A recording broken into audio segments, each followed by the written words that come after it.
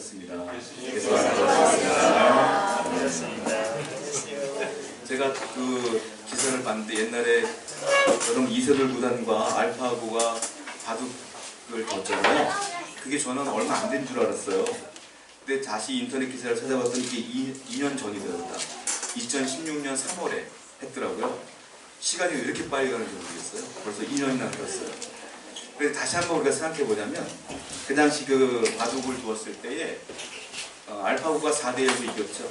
그런데 이세돌 구단이 한 판 이겼을 때에 너무 좋아했고 우리들도 너무 감동스러웠던 것 같아요. 그 장면을 기억하고 있어요. 맨 처음에는 알파고가 이길 수 없을 것이다 얘기했는데 막상 뚜껑을 열어보니까 아무리 애를 써도 인간이 참 힘들더라라는 걸 깨닫게 됐던 그런 시간이었잖아요. 그래서 저는 바둑을 잘 못 두는데 저는 이제 전 국민이 그 게임에 그 바둑에 막 몰입을 했잖아요. 그러다 보니까 해설하시는 분들이 설명을 해주시는데 평상시에는 잘 해설하지 않는 부분들도 해설해 주시더라고요. 그러니까 초보가 많잖아요. 전 국민이 보니까 모르는 분들이 많다 보니까 바둑의 그 기초적인 부분들을 해설을 많이 해주시는데 그 중에 하나가 형세 판단이라는 얘기를 하더라고요. 형세 판단 대충 의미를 알겠지만 아주 정의까지 전부 다 설명을 해주더라고요. 형세 판단이 무엇인데 지금 그 형세 판단 해보면 지금 이세돌 군에 불리합니다 라고 얘기하더라고요.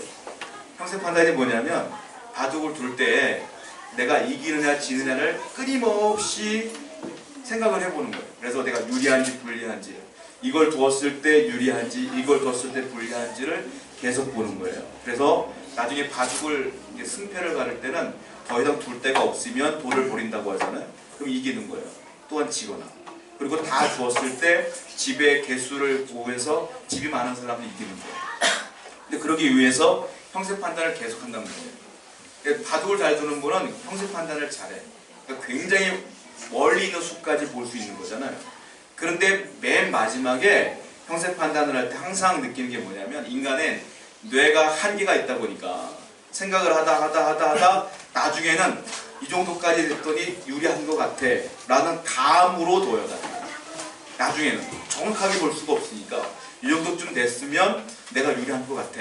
그럼 여기에 둬야지 하고 감으로 두는 거예요. 근데 알파고는 너무 놀라운 기록이 있잖아요. 알파고는요 형세 판단을 어떻게 하는 줄 아세요? 1초에 10만 번을 한대요. 1초에. 사람은 1초에 10만 번을 형세 판단할 수가 없잖아요. 알고 보니까 CPU가 1202개예요. 보니까 GPU가 176개고 이걸 계속 돌리다 보니까 1초에 10만 번을 형세 판단을 하다 보니까 이세돌 군단과 다른 방향으로 이 바둑을 두게 되는 거예요. 우리가 볼 때 엉뚱해요. 나중에 보니까 그게 정답이야. 나중에 보니까 여러분 똑같은 상황이잖아요. 똑같은 바둑을 두고 똑같은 상황을 보면서 형세 판단을 하여 두는데 결과가 달라. 결과가 왜 다를까요? 프로세스가 달라. 그러니까 그 알파고 같은 경우는 이집법 연산들을 계속 프로세싱을 하는 거예요. 근데 사람은 뇌로 프로세싱을 하는 거예요. 나중에 도출되어 나는 결론이 달라요. 이 얘기를 왜 시작하냐면 오늘 부활절이잖아요. 이 부활의 사건도요. 보면 어떤 프로세스로 우리가 바라보느냐에 따라서 결과가 달라요. 그러니까 똑같은 부활 사건인데 어떤 사람은 이걸 이렇게 바라보고 어떤 사람은 이렇게 바라봐요. 그래서 어떤 사람의 결론은 믿음이 없어져. 어떤 사람은 믿음이 안 생겨. 근데 어떤 사람은 이것 때문에 믿음이 생겨. 왜 그럴까? 자, 여기서 우리가 생각해 봐야 될 게 있어요. 뭐냐면 사람들은 초대교회 성도들을 부러워해요. 왜냐? 예수님이 부활했지 않습니까? 부활하신 예수님이 직접 만나서 그 사람들. 그리고 직접 만나면서 그들에게 직접 말씀해요. 내가 부활했다.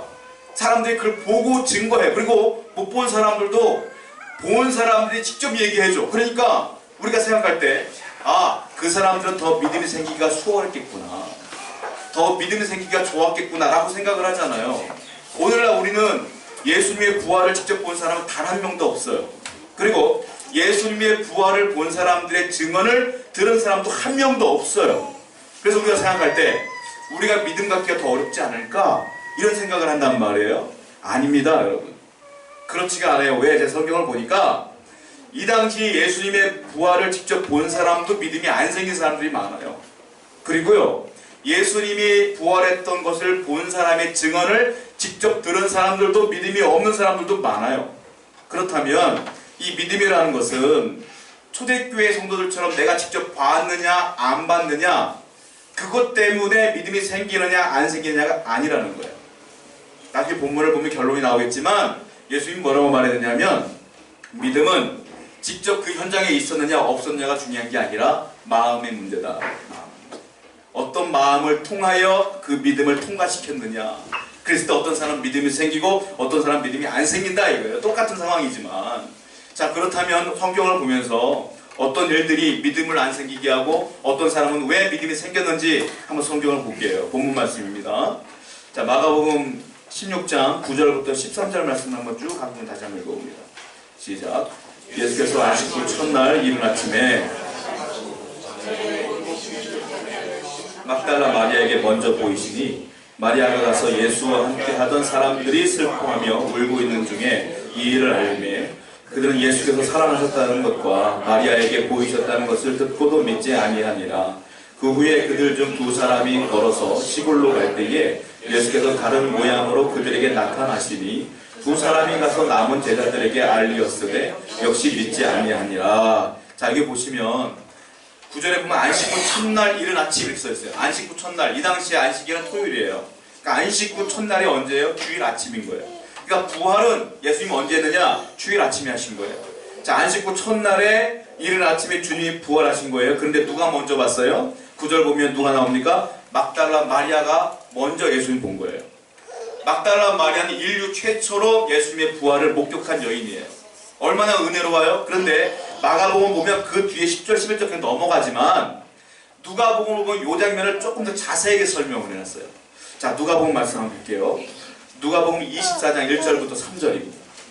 읽어봅니다. 시작. 안식 후 첫날 새벽에 이 여자들이 준비한 향품을 가지고 무덤에 가서 무덤에 굴러 옮겨진 것을 보고 들어가니 자, 막달라 마리아가 왜 갔느냐? 그냥 간 게 아니라 향품을 가지고 예수님의 시체에 그 향품을 바르러 간 거예요.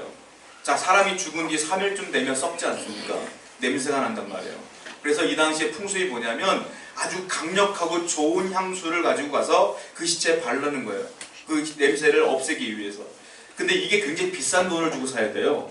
자, 막달라 마리아는 거의 자기가 가진 모든 돈을 투자하여 향품을 샀어요. 그래서 예수님의 시체에 바르기 위해서 간 건데 어떤 일이 벌어져요? 2절 보니까 누가복음 24장 2절 보니까 돌이 무덤에서 옮겨진 거예요. 그리고 그 무덤이 열려져 있는 거예요. 들어가서 보니까 예수님의 시체가 없어요. 그러니까 얼마나 당황스러웠겠어요, 마리아가. 그런데 여기까지만 나와 있지만 요한복음을 보잖아요. 마리아의 심경 상태가 등장을 해요. 어떤 마음인지. 자, 요한복음 20장 11절 한번 보세요. 성경 읽어보겠습니다. 시작. 마리아는 무덤 밖에 서서 울고 있더니 울면서 구부러 마리아가요 봤더니 시체가 없는 거예요. 그때 어떻게 했다고 써있어요? 울고 있더니 그냥 우는 게 흐느끼며 우는 게 아니라 엉엉엉엉 우는 거예요. 대성통곡을 하는 거예요. 막 우는 거예요. 예수님이 없어진 거예요. 시체가 없어진 거예요. 이때 부활했다고 생각하지 않고요. 어떻게 생각하냐면 누가 돌을 옮겨서 예수님의 시체를 훔쳐갔다고 생각합니다. 그래서 마리아가 엉엉 울고 있어요 지금. 자, 예수님의 제자들은요 예수님 십자가 달려 돌아가실 때 어떻게 했습니까? 도망갔어요. 그들의 감정 상태, 압도적인 감정 상태는 두려움이에요. 제자들은 두려운 거야. 근데 지금 마리아의 감정 상태는 뭐예요? 압도적으로 슬픈 거예요. 누구는 두려워하지만 누구는 슬퍼.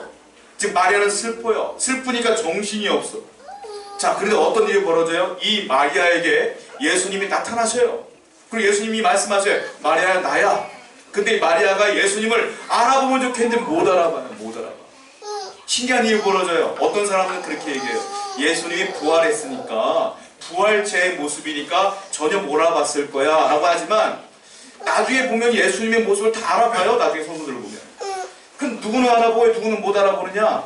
예수님의 얼굴이 3일 만에 바뀌었느냐? 성형수술했느냐? 그렇지 않아요. 몰라본 이유가 있어요. 자, 성경을 볼게요. 요한복음 20장 15절 말씀입니다. 읽어볼게요. 시작. 예수께서 이르시되 여자여 어찌하여 울며 누구를 찾느냐 하시니 마리아는 그가 동산지기인 줄 알고 있는데 주여 당신이 옮겼거든 어디 두었는지 내게 이르소서 그래야만 내가 가져가리이다.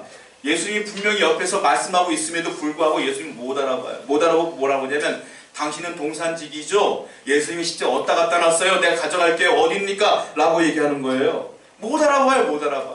저는요 이 장면을 이해를 해요. 왜냐? 사람이 극도로 슬프면요 정신이 멍해져요. 극도로 슬프면 사람 못 알아봐요. 제가 그걸 경험한 적이 있어요. 언제냐면 제가 사랑하는 집사님 네 분이 있는데 아들이 죽었어요. 이른 나이에 죽었어요. 20대 초반에. 그래서 얼마나 슬프겠어요. 제가 장례식장을 갔거든요. 갔는데 남자 집사님이 저를 보고 울면서 오시더라고요. 저도 울면서 껴안았어. 막 울었어. 여자 집사님이 오시더라고요. 울면서 오셔. 껴안고 같이 울었어. 엉엉 울었어. 근데 놀라운 건 여자 집사님 나를 못 알아봐. 누군지 몰라. 누군지 몰라. 그냥 내가 같이 우는 거야. 나중에 남자 집사님이 목사님이잖아. 그제서야 알아. 저는 그때 알았어요. 야, 사람이 슬픔이 극에 달하면 못 알아보는구나. 멍해지는구나. 정신이 없구나. 지금요 이 마리아가 너무 슬퍼갖고 예수님 옆에 있음에도 불구하고 못 알아봐. 마리아의 생각에는 예수님도 훔쳐갔다 이 생각을 가득하니까 우는 거예요. 우다 보니까 예수님이 있어도 비슷한 사람인데 예수님인지 모르는 거예요. 그 엉엉 울고 있는 거예요. 슬픔이 극에 달하면 이래요. 자, 성경을 한번 볼게요. 요한복음 20장 16절입니다. 시작. 예수께서 마리아야 하시거늘 마리아가 돌이켜 히브리 말로 라보니 하니 이는 선생님이라는 말이라. 가만히 있는데 예수님께서 마리아야 라고 불렀단 말이에요. 근데 그 음성이 예전에 나를 불렀던 예수님 음성이 똑같은 거야. 얼굴도 비슷한 양반인데 목소리 똑같아. 그래서 물어봐요. 예수님이세요? 그제서야 알아봐요. 그제서야 알게 되는 거예요. 자, 그랬더니 이 마리아가 이제서야 알아봤잖아요. 그래서 자기와 같이 슬픔에 빠져있는 사람들을 찾아가서 증거해요. 예수님 부활했다. 자, 성경을 볼게요. 본문 말씀이에요. 마가복음 16장 10절입니다. 읽어봅니다. 시작. 마리아가 가서 예수와 함께 하던 사람들이 슬퍼하며 울고 있는 영중에 이 일을 알게. 자, 마리아가 또 예수님 부활했다고 증거하러 갔는데 이 사람들도 뭐하고 있어요? 울고 있어요. 이 사람들도. 이 사람들도 슬퍼하며 울고 있어. 똑같아. 이 사람들도 감정에 깊이 빠져가지고 슬퍼하며 울고 있을 때 마리아가 얘기해요. 예수님 부활했다. 근데 11절 보세요. 다음 절. 이 사람들이 뭐라고 하는지. 11절 읽어봅니다. 시작. 그는 예수께서 사랑하셨다는 것과 마리아에게 보이셨다는 것을 듣고도 믿지 않아요. 들었는데 또 못 믿어. 자, 보세요. 마리아는 봤는데 못 믿어. 이 사람들은 들었는데 못 믿어. 왜요? 깊은 슬픔에 빠져 있으면 분별이 안 돼요. 여러분 신앙생활 할 때 조심해야 될 게 있어요. 뭡니까?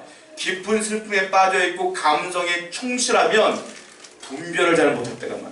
신앙은 그게 아니에요. 그래서 자, 이 사람들은 첫 번째 왜 못 믿었느냐? 감정의 슬픔에 너무 깊이 빠졌기 때문에 못 알아본다. 그런데 또 못 알아보는 사람도 있어요. 누구냐? 예수님의 제자들도 못 알아봐. 왜 못 알아보느냐? 이 사람은 다른 방향이야. 이 사람들 슬픈 게 아니야. 뭐냐? 이성으로 가득했어. 이 사람. 예수님이 죽었어. 이 생각이 딱 자리 잡고 있으니까 못 알아봐. 예수님께서. 성경을 보겠습니다. 마가복음 9장 9절 말씀 볼게요. 시작. 그들이 산에서 내려올 때에 예수께서 경고하시되 인자가 죽은 자 가운데 살아날 때까지는 본 것을 아무에게도 이르지 말라 하십니다. 이게 뭐냐? 예수님 돌아가시기 전에 얘기하신 거예요. 약속하신 거예요. 뭐라고 약속했어요? 야, 인자가 죽을 거야. 내가 죽을 거란 말이에요. 내가 그래 죽을 건데 죽은 자 가운데서 살아날 때까지는, 내가 부활할 때까지는 내가 죽고 부활한다는 이 사실을 아무에게도 말하지 말아라 그랬어요. 그러니까 예수님께서 약속하신 거예요. 나는 죽으나 부활한다. 이미 제자들에게 얘기했단 말이에요. 그런데 이 막달라 마리아도 이 얘기를 들었어요. 들었으나 수많은 제자도 들었으나 슬픔에 빠져 있으니까 이걸 생각하지 못해요. 아무리 언약이 있어도 말씀이 있어도 내가 슬픔에 빠져 있고 감정에 깊이 빠져 있는 분들은 약속이 생각나지 않아요. 또 하나, 이성적으로 너무 빠져 있는 것도 문제가 된다는 거예요. 자, 누가복음 말씀 볼게요. 오늘 본문 12절 이하를 보면 두 사람이 나오는데 이걸 우리가 흔히 알기로 엠마오로 가는 두 제자 이렇게 보시면 돼요. 근데 마가복음은 자세히 설명이 안 돼 있어요. 누가복음을 보면 조금 더 자세히 설명하고 있어요. 누가복음 24장 13절부터 16절입니다. 한번 읽어볼게요. 시작. 그날에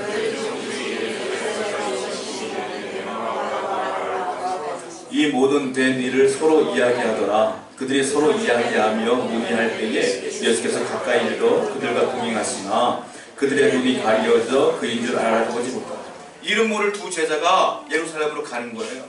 그런데 마리아에게 보이신 예수님께서 다음에 누구에게 보이셨냐면 이 두 사람에게 보이셨어요. 보이시고 뭘 했느냐? 함께 동행을 했어. 동행을 하고 나중에 뭘 하냐? 같이 밥도 먹었어. 그 놀라운 일이 벌어져요. 이 사람들이 예수님인지 몰라요. 밥도 먹고 같이 동행했는데 뭐, 저도 이것도 이해가 안 되는 거예요. 도대체 어떻게 이걸 이해를 못할까? 어떻게 모를까? 자, 왜 그러냐? 이 두 사람은 어떤 생각이 있느냐? 예수님은 죽었어. 죽은 사람은 살 수 없어. 이 이성으로 가득하다 보니까 결론이 났잖아요. 예수님 옆에 있는데 얼굴이 닮았어. 닮았으나 닮은 사람이겠지 하고 넘어가는 거예요. 눈이 가려갖고 몰라요. 사람이 어떤 이성으로 가득하면 예수의 말씀인지 주님인지 주님의 뜻인지 분별을 못하는 거예요. 왜? 모든 것들을 내가 이해하는 것만 믿게 돼요. 증거가 있어야지만 믿게 되는 거예요. 이게 이성적인 신앙이에요. 이 사람들도 못 믿는 거예요. 그런데 예수님께서 야, 나 예수야 부활했어 라고 말하면 되는데 예수님 참 기가 막혀요. 이 두 사람에게 내가 부활한 예수야 라고 말하면 한마디도 안 해요. 뭐라고 하는지 아세요? 성경 말씀을 가지고 풀어서 해석해주면서 예언의 말씀만 해주는 거야. 예수님은 부활할 거야, 메시아는 부활할 거야, 이렇게만 얘기해요. 성경을 보겠습니다. 자, 누가복음 24장 27절 말씀 보세요. 읽어봅니다. 시작. 이에 모세와 모든 선지자의 글로 시작하여 모든 성경에 쓴 바 자기에 관한 것을 자세히 설명하시니라. 자, 모세와 모든 선지자의 글이 뭘까요? 구약 성경이에요. 구약 성경에 기록되는 거예요. 예언에 뭐라고 써있어요? 예수님이 메시아로 오실 것인데 그분이 죽었다가 부활하실 거야. 이 얘기를 얘기해주면서 해석해주는 거예요. 그분이 죽었으나 부활할 것이다. 성경을 설명해주는 거예요. 근데 이 사람들 그대로 못 알아봐요. 자, 뒤에 보세요. 누가복음 24장 30절부터 31절입니다. 시작. 그들과 함께 음식 잡수실 때에 떡을 까지 사 그들의 눈이 밝아져 그인 줄 알아보더니 예수는 그들에게 보이지 아니하니라. 밥 먹을 때까지 몰라요. 그리고 예수님이 기도하신 뒤에 그 성경 말씀을 해석해 준 뒤에 떡을 주는데 그때서야 번쩍 생각난 거야. 이분이 혹시 부활하신 주님 아니야? 라고 봤더니 이미 떠났어 주님은. 이게 그 장면이라는 거예요. 자, 여러분 눈으로 봐도 몰라봐. 눈으로 본 사람이 부활했다고 말해도 몰라봐. 옆에서 밥 먹어도 몰라봐. 여러분 이게 불효할 게 아니에요. 그래서 초대교회 성도들은요 눈으로 봐도 못 믿는 사람이 너무 많았다는 거예요. 왜? 둘 중에 하나. 너무 감성이 치우쳐 있거나 슬픔에 너무 이성이 치우쳐 있거나 그럼 하나님 몰라고 한다. 예를 들면 예수님이 제자거리 도마가 있어요. 도마가 예수님 만나는데 못 알아봐요. 자, 그 먼저 예수님이 답답하잖아요. 만나도 다 몰라보니까 예수님이 10명의 제자들이 밥을 먹는 그 현장에 나타났어요. 뭐라면 내가 부활했다.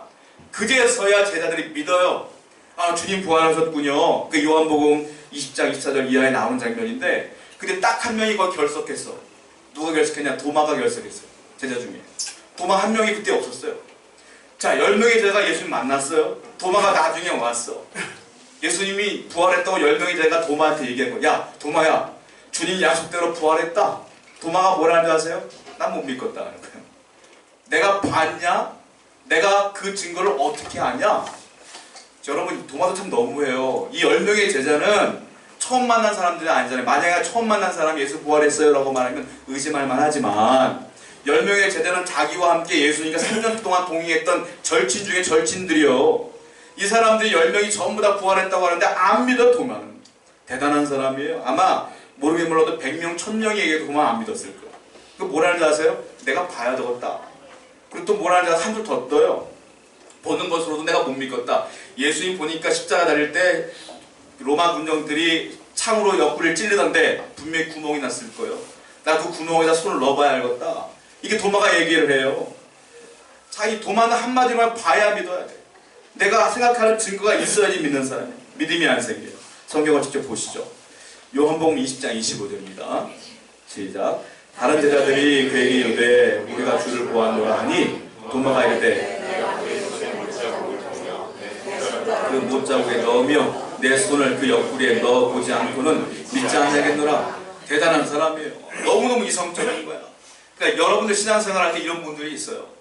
증거가 있냐? 증거를 찾다 못 찾으면 안 믿는 거야. 성경은요 증거를 찾아도 증거가 없는 게 너무 많아 사실은. 그래서 사람들이 믿음이 안 생길 때가 많단 말이에요. 자, 여러분들 오해하는 것 중에 하나가 뭐냐면 이와 같이 슬픔에 젖어 있고 자기 감정이 충실한 신앙인들이 마치 믿음이 좋은 것처럼 오해할 때가 있어요. 이 사람들의 특징이 뭐냐? 찬양을 할 때 왠지 모르게 좀 감성이 좀 올라와야 돼. 눈물도 좀 찔끔찔끔 나야 되고 손도 좀 들어서 흔들어주고 이렇게. 그러면 이런 분들은, 손 안 드는 분들은 은혜가 없는 것 같아. 기도할 때 울부짖어야 돼. 기도할 때 울부짖어야 좀 마음이 시원해지고 은혜 받은 것 같아. 근데 어떤 분들은 울부짖지 못하는 분들이 있거든요. 조용히 기도하는 분들이 있어요. 이분들이 볼 때 그분들 믿음이 없어 보여. 자, 제가 지금 말했던 이 부분들이 어떻게 보면 감성적인 신앙일 수 있는 거예요. 감성적이고 흥분 상태에 빠져있는 거 신앙이 좋으냐? 아니에요. 저와 여러분들은 지금 예배드리러 오지 않았습니까? 왜 왔어요? 예수님 믿기 때문에 오신 거 아닙니까? 그럼 여기 오신 모든 분들은 하나님께 예배하는 자로서 하나님 믿는 사람들이잖아요. 내가 울부짖지 못해도, 감성적이지 못해도 하나님 믿는 믿음이 있는 거 아니에요. 그러니까 믿음은 감성적인 게 아니라는 거예요. 이건 어떻게 보면 주님을 위한 것이 아니라 이기적이고 나중심적인 신앙인 거예요. 자, 이성적인 것도 마찬가지예요. 매사에 증거를 찾는 것은 정말로 신앙생활 최악 중에 최악이에요. 나중에 불신으로 떨어질 수밖에 없어요. 그 사람들 믿을 수가 없어요.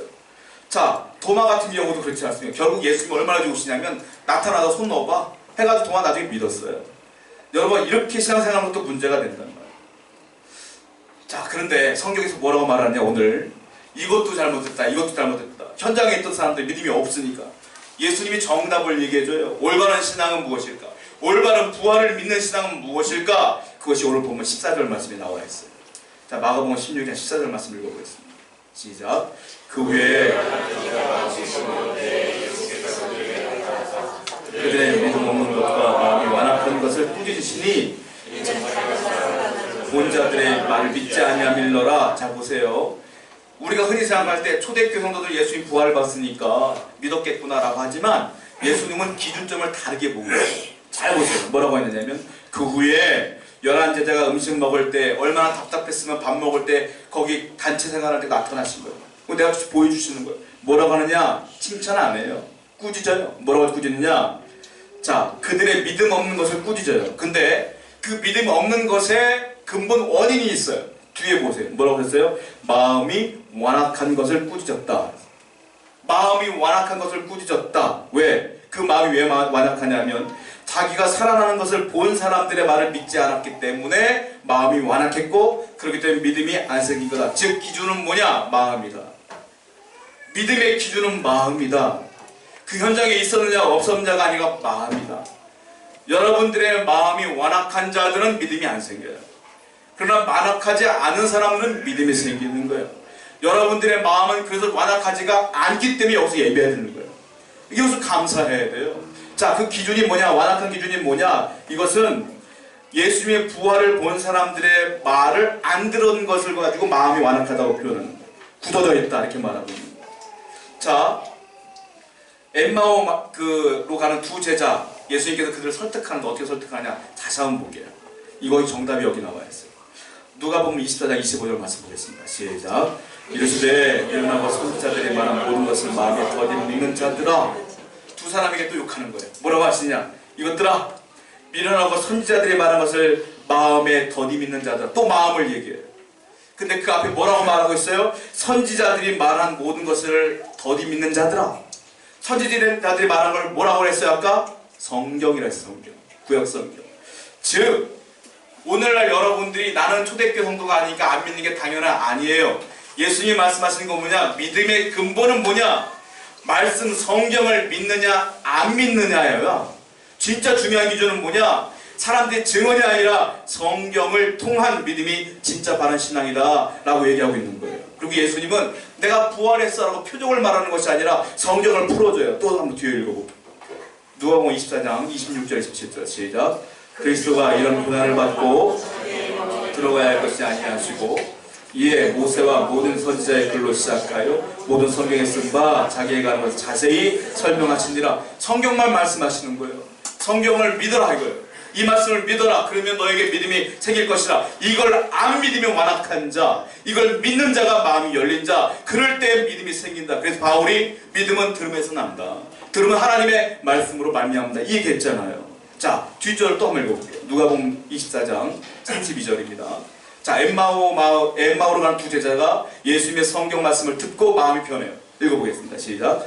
그들이 서로 말하되 길에서 우리에게 말씀하시고 우리의 성경을 풀어주실 때에 우리 속에서 마음이 뜨겁지 아니하더냐. 자, 완악했던 마음, 예수님이 말씀했음에도 불구하고 예수님 몰랐던 이 사람들이 어떻게 고백하냐면 그분이 뭐라고 했어요? 성경을 풀어주실 때에 우리 마음이 뜨겁지 아니하냐.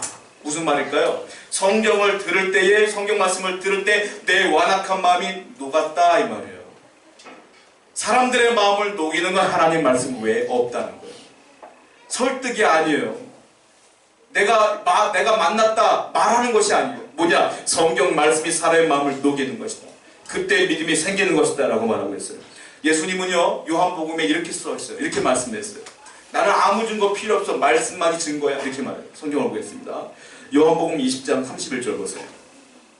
읽어보겠습니다. 시작. 오직 이것을 기록함은 또 너희로 믿고 그 이름을 힘입어 생명을 얻게 하려 합니다. 오직 이것을 기록함은, 이 말씀을 기록한 이유가 나오는 거예요. 그 이유가 뭐라고 써 있어요? 너희로 예수께서 하나님의 아들 그리스도이심을 믿게 하려고 쓴 거다. 그러니까 성경은 내가 하나님의 아들인 것을 믿게 하기 위해 쓴 거다. 그래서 성경 외에는 방법이 없다라는 거예요. 내가 아무리 표적을 행했으나 그 표적을 얘기하지 않는 건 성경만으로 충분하다 이거예요. 여러분, 믿음은 성경만으로 충분한 거예요. 다른 거 바라볼 필요 없어요. 성경만 묵상하시고 말씀만 믿는 분들에게는 믿음이 좋은 거예요. 그것이 바른 것이다. 자, 성경 말씀 또 한번 볼게요. 요한복음 20장 30절과 31절 한번 읽어보세요. 다시 한번 시작. 예수께서 제자들 앞에서 이 책에 기록되지 아니한 다른 표적도 많이 행하였으나 오직 이것을 기록함은 너희로 예수께서 하나님의 아들 그리스도이심을 믿게 하려 하며 또 너희로 믿고 그 이름을 입어 생명을 얻게 하려 함이라. 앞에 뭐라고 썼어요? 표적을 많이 행했으나, 주님이 행했으나 강조하지 않아요. 뭘 강조해요? 이 성경 말씀만 강조한다. 성경 말씀으로 충분하다. 여러분 앞에 기적이 없어도, 증거가 없어도 말씀에 기록된 말씀만 읽고 믿으면 우리 가운데 부활의 신앙이 회복되어지고 믿음이 회복되어지는 거예요. 말씀을 사모하시는 여러분들에게 축복합니다. 여러분, 그 예를 들어볼까요? 여러분들이 임진왜란 때 계신 분 한 분도 안 계시잖아요. 근데 임진왜란이 있었던 걸 믿어요, 안 믿어요? 믿어요, 안 믿어요? 안 믿어요? 믿잖아요. 왜 믿어요? 역사에 기록되어 있으니까 믿잖아요. 일제 36년 우리가 체험한 분도 있겠지만 체험하지 못한 분도 있어요. 없죠, 체험하신 분들. 자, 믿어요, 안 믿어요? 믿어요. 왜? 기록되어 있으니까. 우리가 이때 현장에, 예수의 부활의 현장에 없었으나 믿어요. 왜 믿어요? 성경에 기록되어 있으니까 믿는 거예요. 기록된 말씀이 위대해요, 여러분. 그러므로 이걸 믿는 사람이 진짜 믿음이에요. 우리가 알고 있는 무디 목사님이 있는데 믿음이 잘 생기지가 않아요, 본인이. 이분이요, 애써요. 기도도 해. 해보고 믿음이 잘 안 생겨요.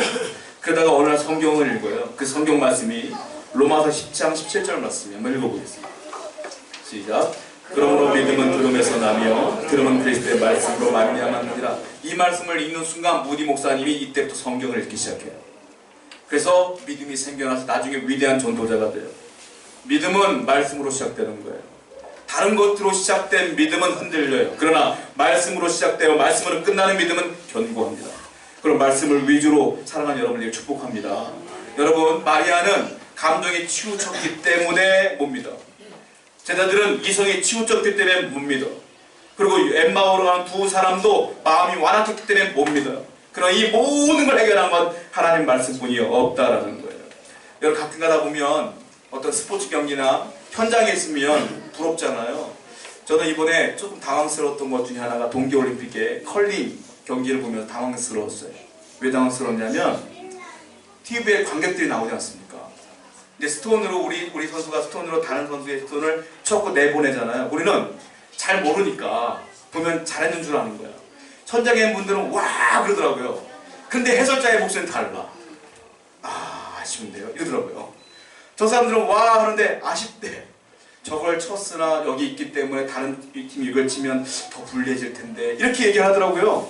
근데 그게 계속 엇박자는 거야. 저 보니까 현장에 있는 분들은 다른 팀의 스토리 나가는데 계속 와, 해설자들은 아쉽네 계속 이러는 거야. 여러분, 현장에 있으면 무조건 좋은 거 같죠? 스포츠 경기 현장에 가면 막 좋잖아요. 뭐 다이나믹하고 막 4D로 보는 거죠, 완전. 너무 좋잖아. 그런데요, 무조건 좋지는 않아요. 야구 경기 같은 거 보면 던질 때 현장에 보면 분위기는 좋지만 내가 잠깐 뭐 먹다 보면 이미 스트라이크 아웃 되는 경우가 많아. 근데 TV를 보면 좋은 게 있어요. 뭐냐면 슬로우 비디오로 보이죠. 그리고 해설자가 해설을 해줘. 그 현장에 있는 분들은 해설자의 해설을 못 들으니까 본인 스스로 판단해야 돼. 저게 맞는 건지 맞는 건지. 현장에 있다고 다 좋은 게 아니에요, 여러분. 여러분, 우리는 현장에 없지만 성경 기록된 말씀을 보면 더 좋은 게 있어요. 슬로우 비디오로 계속 볼 수가 있는 거예요. 이 말씀을 계속 볼 수가 있어요. 그리고 여러 각도로, 요한이 쓴 각도로, 누가가 쓴 각도로 계속 볼 수가 있는 거예요. 그래서 성경 말씀이 더 위대한 거예요. 현장에 있는 분들 어쩌면 여러분이 더 유리한 고지를 점령하고 있는 거예요. 하나님께서 말씀하시는 거예요. 말씀 외에는 길이 없다. 사랑하는 여러분, 오늘 부활의 아침에 다시 한번 여러분들이 부활의 신앙이, 하나님을 믿는 신앙이 이 성경을 통하여 다시 한번 재확립되는 귀한 날 되기를 축원드립니다. 우리 찬양하도록 하겠습니다.